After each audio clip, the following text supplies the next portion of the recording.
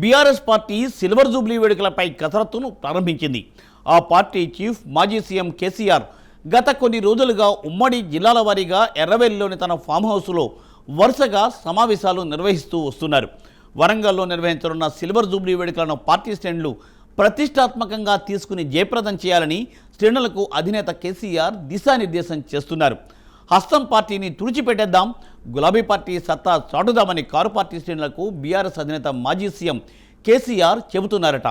ఈ క్రమంలో కేసీఆర్ తిరిగి యాక్టివ్ అవుతూ ఉండడం గులాబీ శ్రేణుల్లో ఇప్పుడు జోష్యం నింపుతోంది.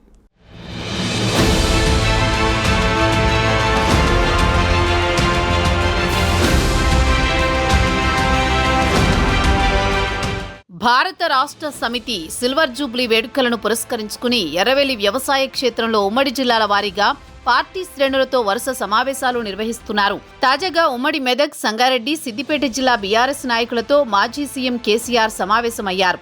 ఈ సందర్భంగా గులాబీ నాయకులతో మాజీ సీఎం కేసీఆర్ ఆప్యాయంగా పలకరించారు. క్షేత్రస్థాయిలో పరిస్థితులపై ఆరా తీశారట.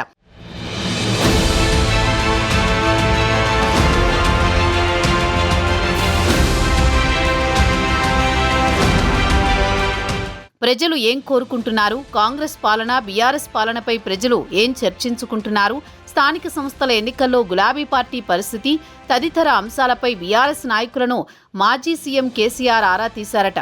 స్వరాష్ట్ర సాధనే ధ్యేయంగా పురుడు పోసుకున్న గులాబీ పార్టీ సిల్వర్ జూబ్లీ వేడుకలు జయప్రదం చేయాలని దిశానిర్దేశం చేసినట్టు తెలిసింది.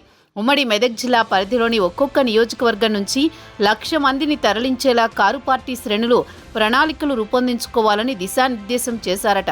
ఏప్రిల్ 27న వరంగల్లో నిర్వహించనున్న సిల్వర్ జూబ్లీ వేడుకలను పార్టీ శ్రేణులు ప్రతిష్టాత్మకంగా తీసుకుని జయప్రదం చేయాలని శ్రేణులకు అధినేత కేసీఆర్ సూచించారంటున్నారు.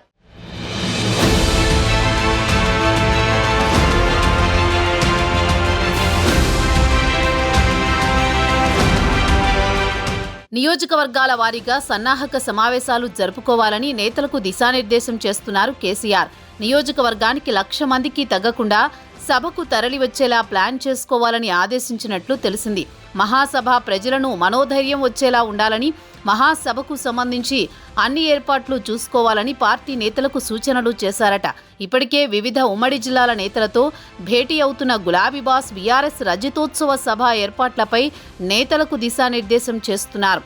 బీఆర్ఎస్ రజతోత్సవ సభ కోసం తెలంగాణ ప్రజలు ఎంతో ఆతృతగా ఎదురు చూస్తున్నారని, ప్రజలు స్వచ్ఛందంగా బహిరంగ సభకు తరలివస్తారని ఆ పార్టీ నేతలు ధీమాగా కనిపిస్తున్నారు.